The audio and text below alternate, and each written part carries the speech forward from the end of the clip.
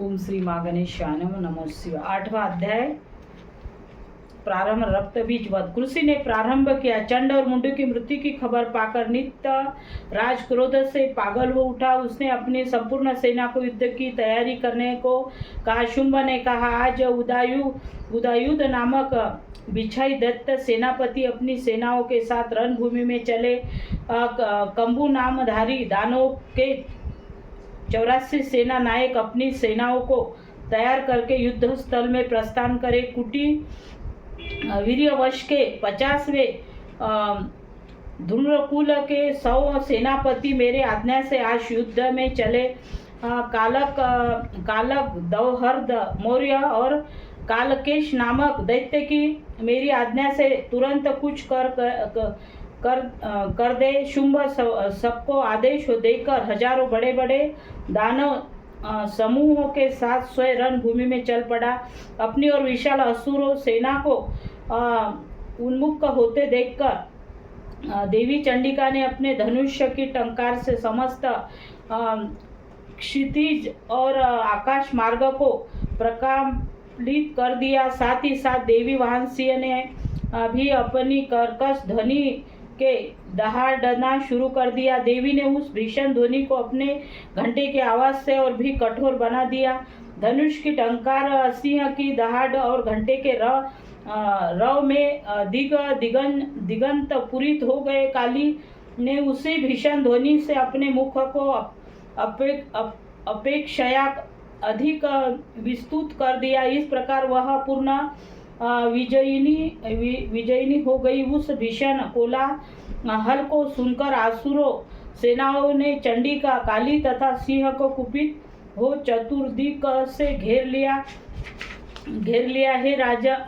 हे राजन, ठीक उसी समय ब्रह्मा, शिव, कार्तिकेय, विष्णु तथा इंद्रादि देवों की महान बलवती शक्तियां भी उन लोगों के शरीर से बहिर्गत होकर देवी के पास दानों के विनाश एवं देवों के अभ्युत्थान के लिए पहुंची। असुरों से भिड़ने के लिए देवों की रूप, वेश, वाहन आदि के अनुरूप ही उसकी शक्तियां भी इकट्ठी हो गई। सर्वप्रथम हंसारूढ़, अक्षसूत्र और कमंडलू से सज्जित होकर ब्रह्मा जी की शक्ति निर्गत हुई। उसी शक्ति को ब्रह्मानी भी कहा गया है। शिव की शक्ति वृषभासीन होकर हाथों में त्रिशूल, व्याल, कंकन और मस्तक पर चंद्र रेखा से सुशोभित हो गई।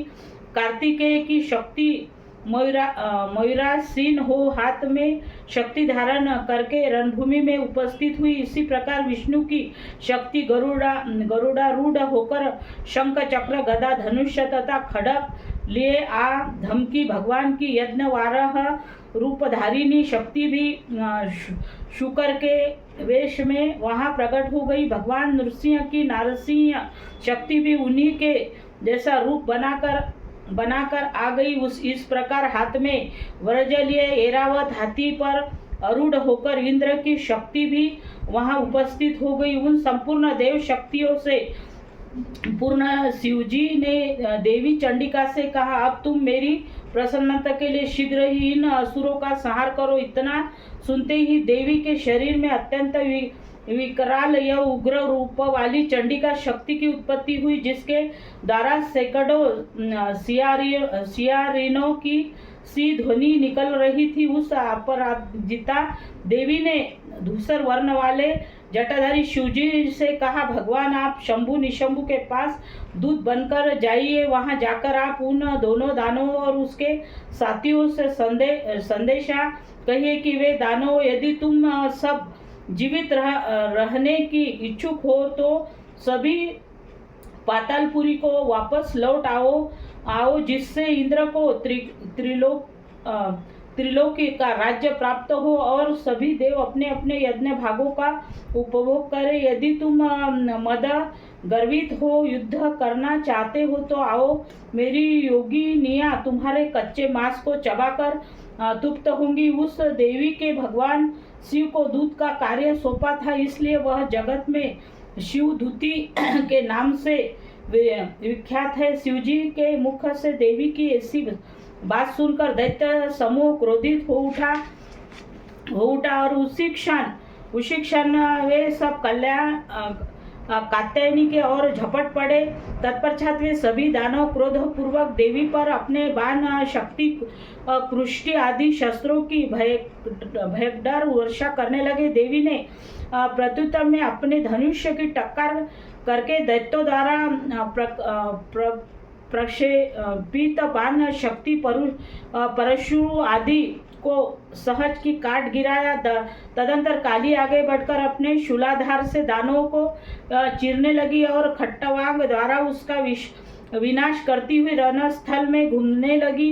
ब्रह्मानी जिधर भी निकल पड़ती थी उधर के असुरों को अपने कमंडल के जल छिड़क कर उन्हें श्रीहत्पना देती थी। महेश्वरी ने त्रिशूल, वैष्णवी के चक्र तथा कार्तिकेय के अपनी शक्ति के बल से दानवों को कुचलना प्रारंभ कर दिया। इंद्राणी द्वारा वज्राघात से आहत राक्षस सैकड़ों की संख्या में खून से लथपथ होकर भूमि पर गिर पड़े। विष्णु की वाराह शक्ति ने अपनी थुथुन की मार से अपने राक्षसों को पृथ्वी पर गिरा दिया।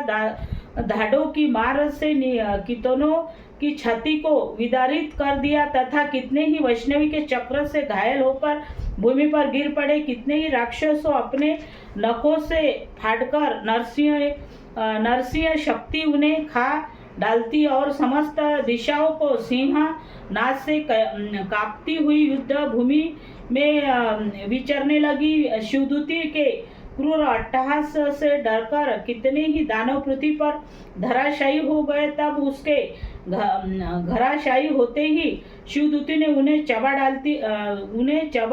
डालती थी। इस प्रकार क्रुद्ध देवियों के द्वारा बड़े बड़े वीरों का वध होते देखकर राक्षसी सेना युद्ध भूमि से खिसकने लगी। देवियों द्वारा भयाभूत दानवों का भागना देखकर महादैत्य राज्य भी रक्तबीज क्रोधित हो समर भूमि में आ पहुंचा। उसके शरीर के रक्त की बूंद गिरते ही उसी के आकार को अन्य दैत्य उत्पन्न हो जाते थे। अब महादानव रक्तबीज हाथ में गदा लेकर इंद्राणी के युद्ध करने लगा। तब इंद्री ने वज्राघात से उसे आहत कर दिया। वज्र के प्रहार से उसके शरीर से खून की बूंदें टपकने लगी, जिससे उसी के अनुरूप नए दानवों की उत्पत्ति होने लगी। उसके शरीर में से खून की जितनी बूंदें पृथ्वी पर गिरी थी उतने ही नए दैत्य पैदा हो गए। उसे उत्पन्न राक्षस प्रातुगणों के साथ भीषण वेग से युद्ध करने लगे। इंद्राणी के वज्र प्रहार से उस राक्षस के समस्त से खून चूने लगा, जिसके फलस्वरूप सहस्त्रों नए दानव प्रकट हो गए। वैष्णवी ने अपने चक्र से रक्तबीज पर आघात किया। फिर भी इंद्री ने गदा की चोट से उसे घायल कर दिया। वैष्णवी के चक्र से घायल होने के कारण रक्तबीज की देह से बहुत अधिक मात्रा में खून निकला, जिसके फलस्वरूप असंख्य राक्षसों की उत्पत्ति हो गई और उसके द्वारा समस्त चराचर विश्व व्याप्त हो गया। कौमारी ने अपनी शक्ति वाराह की खड़क और माहेश्वरी शक्ति ने अपनी त्रिशूल के द्वारा रक्तबीज को आहार कर दिया। तब रक्तबीज अत्यंत कुपित होकर संपूर्ण मातृ शक्तियों पर अपनी गदा से प्रहार करने लगा। शक्ति शूल आदि के द्वारा युद्ध होने पर उसके रक्त द्वारा अगणित नए महादानवों की उत्पत्ति हो गई। इस प्रकार उस दानवों की उत्पत्ति नए दैत्य द्वारा समस्त जगत आच्छादित हो गया। इसी देखकर देवतागण त्रस्त हो गए। देवताओं को भयातुर देखकर चंडिका ने शीघ्र ही काली से कहा, चामुंडे, तुम अपने मुख का और अधिक विस्तार करो। रक्तबिंदु से उत्पन्न होने वाले नए असुरों को तुम दुर्गति से भक्षण कर लो। तुम नए राक्षसों का भक्षण करती हुई रणभूमि में विचरती रहो। इस तरह जब उसके शरीर का समग्र रक्त क्रोध समाप्त हो जाएगा, अब अनायास ही उसका वध हो सकेगा। जब तुम उन भीषण दानों का भक्षण कर डालोगी तब नए दैत्यों का उत्पत्ति होना बंद हो जाएगा। इतना कहकर चंडिका देवी ने अपने शूल के रक्तबीज पर प्रहार किया। उसके शरीर में से रक्त निकलते ही उसी काली ने अपने मुंह में भर लिया। रक्तबीज ने अपनी गदा से चंडिका पर आघात किया, परंतु उसकी गदा से देवी को कोई आघात नहीं पहुंचा। उधर रक्तबीज के घायल शरीर से बहुत अधिक मात्रा से रक्तस्राव हुआ, किंतु उस रक्त के भूमि पर गिरने के पहले ही चामुंडा ने उस रक्त को अपने मुंह में ले लिया। रक्त भरे रहने के कारण मुख में भी जब नए दानों की उत्पत्ति होने लगी तो देवी उन्हें चबा जाने लगी और अंततोगत्वा उस रक्तबीज दानव का पूरा खून चूस लिया। अब उस रक्तहीन दानव रक्तबीज को अपने व्रज बाण खड़क कृष्टि आदि के प्रयोग से देवी ने मार गिराया।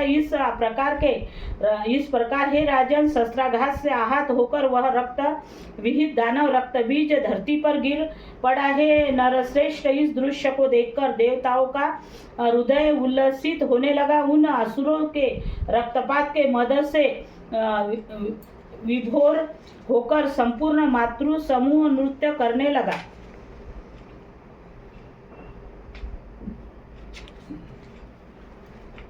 हमारे गणेश जी भगवान की जय, हमारे नव दुर्गा माँ की जय, हमारे कुल देवता जिन माता भैरव जी की जय, हमारी माँ की बड़ी जगदम्बा माँ, हमारे सभी पूर्णिमा की मातेश्रियों की जय, हमारी वहाँ पे जो हमारे